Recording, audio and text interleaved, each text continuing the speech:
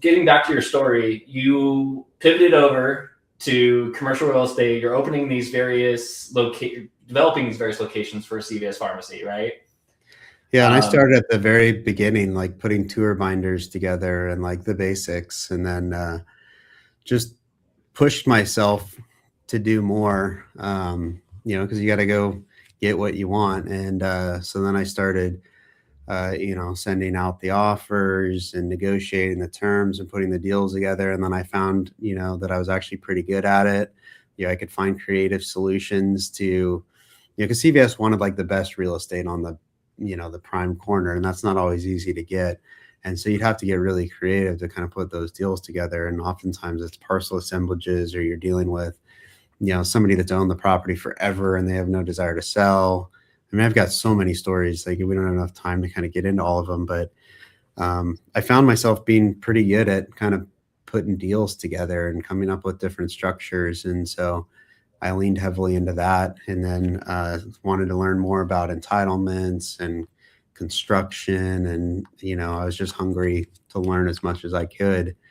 And then I kind of outgrew that position to some extent. Armstrong was a great training ground, but there wasn't a lot of opportunity for future growth. So I had an opportunity to go over to Chase Bank, JP Morgan Chase, in their real estate department. And this was around the time when a lot of the banks were failing. So they were acquiring some of those failing banks. So Chase had acquired Washington Mutual from the FDIC. And at the time, they were trying to figure out which ones to keep and which ones to reject and not take on. And then, converting those. And then also what they call de novo locations, or new locations, filling in the gaps. And so they were on a huge expansion at the time. And so I wanted more experience. So I went and did that. Very corporate environment. I'm not built for that. I did good in it because I worked hard, and but wasn't where I wanted to be long term. But it was a great experience doing ground up projects for Chase and conversions, and so that was a great experience. And but then I they kind of slowed down because the banking regulations changed a little bit. And I had the opportunity to go over to Sleep Train, which also owned Mattress Discounters in Sleep Country, which was located here in Rockland. Kind of local legend. Dale Carlson started it, actually, at Sac State with his fraternity brothers. And it took off. He had success. And he kind of learned it as he went too. But at the time that I was brought on, they had about 150 stores, give or take. And the objective was to grow. And so we grew it up to about, I think, roughly 315 stores, went into a couple different states, did a couple ground up projects, a lot of new, leasing and conversions, a lot of M&A of smaller retailers, mattress retailers. And then I handled all the facilities and construction and all of that. So I did that for a number of years. And, Sleep Train was just a great organization. In fact, a number of our people here at Capitol Rivers came from Sleep Train. We have 3 brokers, and our in-house counsel all came from Sleep Train. And Dale just did a really great job of, building culture and always trying to improve. But, he sold the mattress firm. I didn't want to do the corporate thing anymore. And so I quit. There's a whole story behind that, but we won't get into that today. And then lesson learned, I should have told my wife because it was kind of an emotional decision, but she understood. She kind of freaked out. I kind of freaked out. And I decided, you know what, I'm going to be a developer, even though I didn't have the money. I had a friend and his dad, so Latanzio's, and they were willing to be the kind of the equity. And so I got sweat equity, and I gave it a shot. And my wife was pregnant. We were buying a more expensive house. So I was freaking out. Development takes a long time. I was doing some brokerage deals here and there. actually applied for a lot of jobs along the way. Just when I'd get kind of worried about things, I'd start applying for jobs and went on interviews, and uh, almost took a job at SMUD in their real estate department because they'd offered me a job with, pretty decent pay and benefits. And, my wife kind of wanted me to take that for the security, but I just, I couldn't do it. I needed to see this through. And so I turned that down. And, first project was here in Sacramento, and it was a success. It had a lot of challenges, more than I wish the first project had, but that's usually how it works out in life. And ended up making some money, but not a lot. And then did a deal or project down in Merced, a CVS and Starbucks. That deal had a lot of hair on it. There's a whole story behind that. You could spend an hour on that too, putting that structure together. But that deal actually made some decent money. And so that's where it kind of started. And then I took that, invested into developing a Popeyes in Merced across from In-N-Out Burger. A friend of mine, Blake Megdal, was my equity partner in that deal. He's actually the grandson of the money for FHK, so it goes full circle for Fred Katz. And then it's just kind of grown from there. And now 11 years later, we've done a ton of different projects. We've got 27 people at the company. We've got property management, brokerage team, and we're doing healthcare development as well. And I feel like we're just getting started. Like there's a long ways to go still. So if I could take a step back, Greg, that moment that you made that decision to leave Sleep Train and start real estate development, I feel like every entrepreneur goes through this like white knuckle phase of like, hey, I'm going to give it all I got. I may not make it, and like you also have this dynamic of, your wife, who at the time sounds like was pregnant. And so it's like, what inspired you to make that leap? Was it just not wanting to be in part of, bigger corporate culture? Like take me through your thought process at that time. And I have a secondary follow-up question to that. There is a little bit more on the personal side, but if you can I don't want to say I wasn't a good employee, but I wasn't like the corporate ladder guy. I mean, I would work really, really hard. And what I'd realize is that I would just get more added to my plate, but it didn't necessarily mean that I made more money or I got a promotion. It was, I didn't play the politics game really well. And I didn't want to play the politics game either. And so I just kind of got burnt out from working for somebody else in the corporate, environment.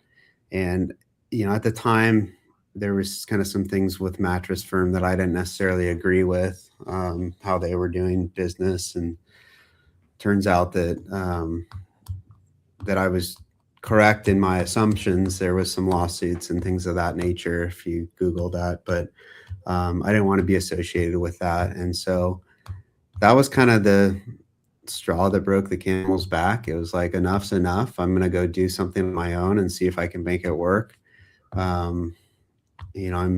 Can be pretty stubborn at times. And, I was able to make a decent living for myself in college. So it's like, now that I've got this skill set and I know some people, why not? What do I have to lose?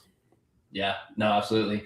So, in terms of the communication, with your spouse, like as an entrepreneur, like they're along for the ride, right? You have, high highs, you have low lows, and, there's, everything in between. So how have you, what things have you found to be helpful in that communication with your significant other that you feel like other entrepreneurs can learn from? Yeah, boy, that's a tough one. She's not an entrepreneurial person. She was a school teacher, and not really anyone in her family is entrepreneurial either. And so kind of like, I was told from a number of people, like, get a good job that has good benefits and eventually you'll have a nice retirement. She's kind of told the same thing, right? Like, get a good job, a pension, and it'll all work out great. And so for her, it was all about stability and comfort. And so I'm not going to lie, it wasn't easy. It was tough, and I was working a lot and I was stressed out, and and to some extent, that's still the case. There's ebbs and flows for sure.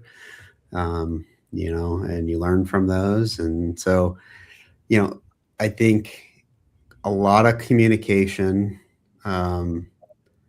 I could have done a better job of this at the time, but I'm trying more now, is like carving out time for your spouse, even though you might be incredibly busy, still have a date night, still have time to talk to each other. Don't hide all your feelings and emotions, share them even when it's tough. But those were lessons that I had to learn kind of the hard way. Unfortunately, I didn't have great examples growing up, with divorced parents. So, but we've stuck through it, and we're stronger than ever. And we've got 2 beautiful girls. And so, I'm a big believer that good things in life are not supposed to be easy, that it's intended to be a challenge, and that you learn something from those challenges. And so, kind of continually reminding myself of that makes it easier. Yeah. God has a plan. Absolutely. I don't know what it is, but yeah. No, there's another saying too. If you want to make God laugh, tell him your plans. Tell him your plans. Yes. Yeah. Well, and I think we all think that comfort is what we desire. And so like, oh, I want to get that. I want to get to that end point of a comfort, or like, I won this. Like they talk about in the Olympics, that Olympic winners, they think that when they get the gold, that life is going to be great, and they're going to be super comfortable, and they're going to be happy, and it's just going to be long-term fulfillment. Yeah. And what they find out, it's actually the process of making progress and striving and being in that challenging environment, that's actually the part that's fulfilling.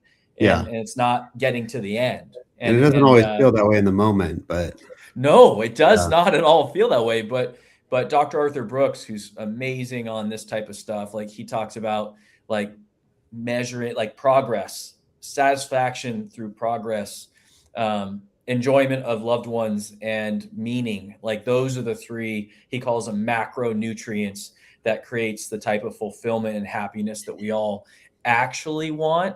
But we think we're going to get it by just comfort and luxury and just being able to just wallow in joy in like all the material pleasures. That's not what actually creates what we want. Yeah, it's like it like, I don't know if it was designed to like mess with our minds or something, but it's just like trying to balance all of that and really, figure out what matters and how you're going to get there, and realizing that like very little is actually in our control. It's an interesting journey, and some I think figure it out better than others. I still have a lot to figure out, but I think having kids too changes things. At least it did for me. And just try to be a decent person and focus on what matters. But it's not always easy. How did that change for you? Because I feel like as entrepreneurs, it's very easy to either go one of 2 directions, like kind of lose sight of your business in the family, or just putting yourself all into work, and then losing that connection with your kids or your wife. Like what's some of the things you've learned, or how's that process been for you, of like, you said you're stronger now than ever with Brooke. That's so awesome. But like, any tips on like, how did you do that? Because I think a lot of entrepreneurs, I'm thinking that's something that's a real struggle. I'm not married or have kids, so I'm not going to be the one to be like, yeah, this is how you do it. But like, marriage is probably one of the hardest things I've ever done. And I know my wife would agree with that. I'm not an expert on marriage or business. I can just tell you kind of what I've done. And I think the thing that worked for us was just sticking it out and grit and not giving up and continually trying to improve and learn, and having a partner that's going to kind of call you out on your BS. And, in the moment, egos get in the way sometimes, and bad habits, from childhood get in the way, and, trying to be more self-reflective and understanding where some of those behaviors and thoughts come from. I'm a big believer. I think a lot of it comes from our early childhood development. And, if you had a traumatic or more challenging childhood, you probably got a lot more work to do, on yourself to try to figure those things out. And it's an ongoing thing. You don't just like, aha, I've got it. It's a continual effort, but yeah, just, continuing to try to work on yourself and understand yourself, I think, is really important. You're not going to change somebody else, but focus on changing yourself, for the better.